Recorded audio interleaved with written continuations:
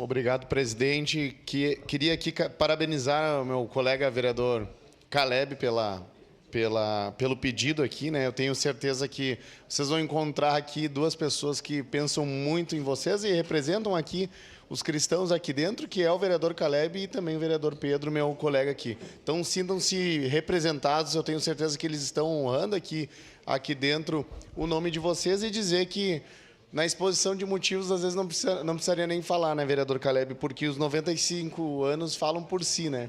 Então, eu acredito que esse tempo demonstra o quanto o trabalho deles está sendo importante e o quanto é importante, né? Eu sempre digo que muitos lugares, como o vereador aqui, meu colega citou antes, às vezes alguns lugares têm só duas referências, né?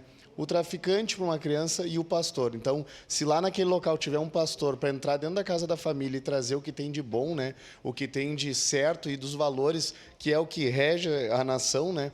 E nenhum movimento vai ser maior do que 2000 anos de história, né? Que a gente tem aí baseado nisso. Então, parabéns, vereador, conta com nós sempre, a bancada do PL. Parabéns, vereador Pedro, que está sempre ativo, também defendendo aqui esses valores aqui na casa. Então, me orgulha muito fazer parte disso. Parabéns, vereador Caleb.